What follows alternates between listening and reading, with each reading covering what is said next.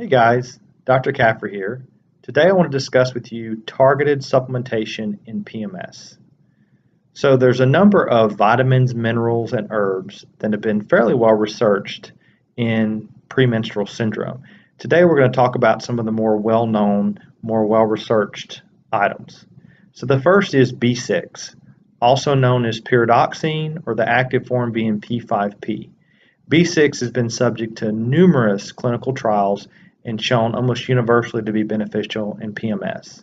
So B6 is thought to help with progesterone synthesis and estrogen clearance or detoxification. The next one is a mineral, magnesium. So magnesium deficiency or even magnesium insufficiency, meaning your levels aren't optimal, is a very common clinical scenario. Your red blood cell magnesium is your best test to look for this in the blood.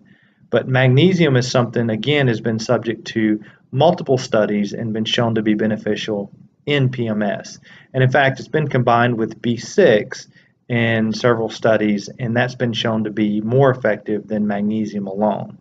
So dietary magnesium is obtained through leafy greens, but in many of the studies, they're using actual supplemental amounts of magnesium.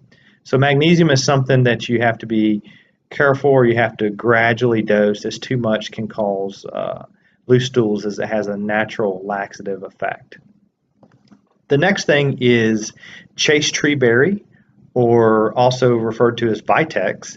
Vitex is something that's undergone many studies in the treatment of PMS and multiple clinical trials, several hundred patients, and it's been shown to be very beneficial, especially with mood symptoms, breast tenderness, and edema and swelling.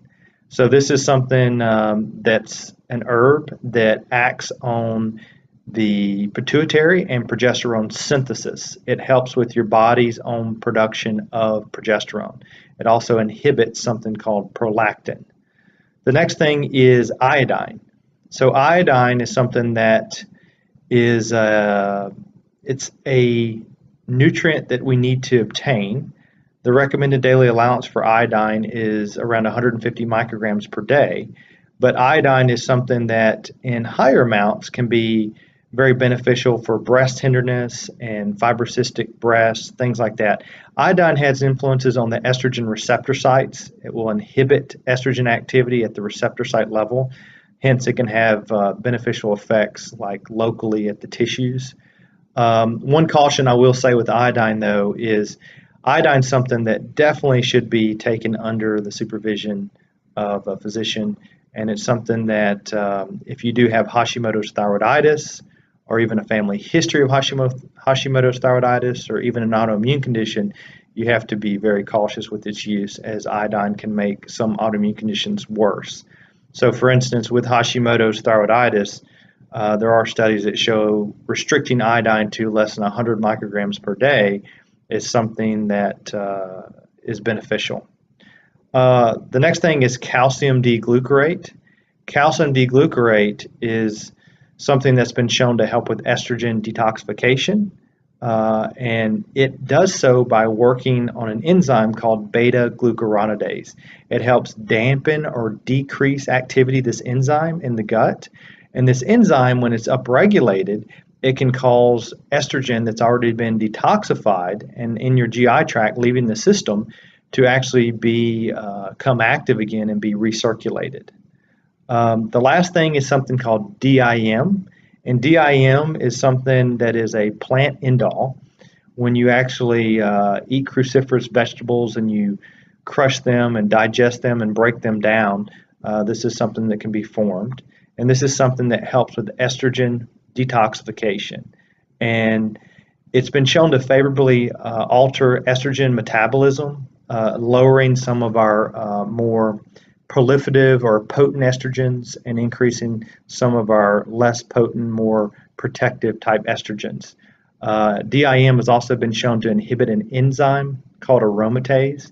And this aromatase enzyme is something that when its activity is increased, it will increase production of estrogen directly from testosterone in our bodies. So that can be beneficial for males as well. Okay, So that's the major targeted supplements I want to discuss today: B6, magnesium, Chase Tree Barrier, Vitex, iodine, calcium D-glucarate, and DIM. These are all things that have some evidence to support their use in PMS settings. It's something that I would recommend you working with a qualified doctor to see which one of these is appropriate. And I would also recommend addressing a lot of the lifestyle, dietary things, inflammation, chronic stress, and that HPA axis dysfunction we discussed prior to intervening with some of these things, or using these things where you're working on addressing some of those issues that are root cause. All right, that's all I have today, guys. Thank you so much for listening.